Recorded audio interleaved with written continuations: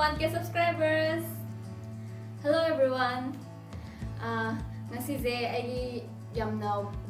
nungayba pao ma mayamda share to ke nasi video de semjabane nungayba pao je kashumta nate ay ngarang mathang na hando 1K subscriber yore ado ngarang mathang na han ay video shoot to goda budo ay college ki research project ki khara chin bagi ay do video shoot to boga mawtre ngarang zo muka chille aduga ngasi tawjabane ado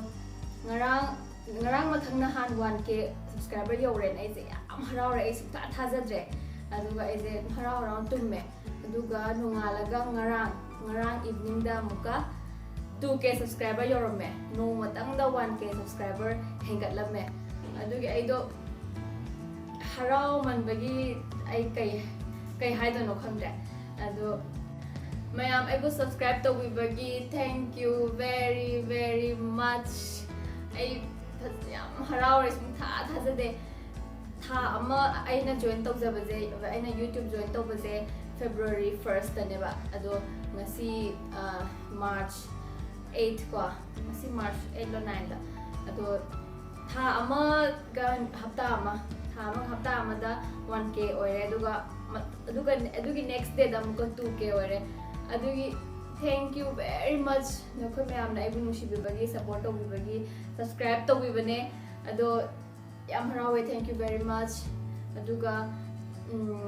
especially aigi mama aibu popi aigi mama I'm so thankful to my mom. Akoi mama na aibu yam support tawbiba adagi aina tawjaba khudimakta mana yamna mateng pangbi mana yumda leragazu adumana mama na yam support tawbiba dagi zu ayamba I just my book ta yoba ngamjabane dana mama bu so ai yam thagachari aduga 1K subscriber yobagi aido special video amadi semning bane ado special video amta semba ngamjadre aigi university ki research project ki yam thuna submit to daba yadabagi somda khara chin badagi aido special video December ngamjadre to mayam waro piroi aduga mathangi 5K subscriber hack subadati ai mayam bidamak special video ama soidana semjagani aduga ai mayam da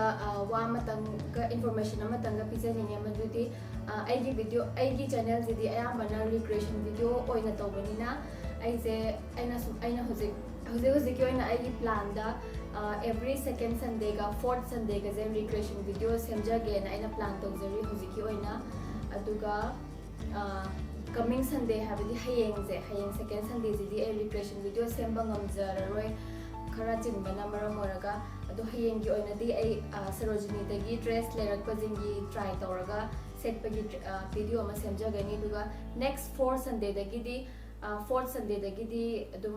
continuation second Sunday 4th Sunday adumai toraga recreation video semjagani aduna mayamna zu request obiro karamba actress ki natra karamba mi gi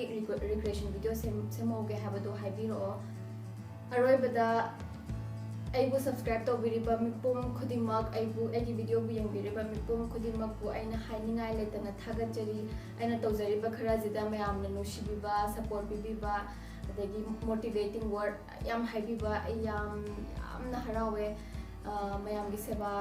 tum koina to bongam ngam boy jage duna mayam thank you very much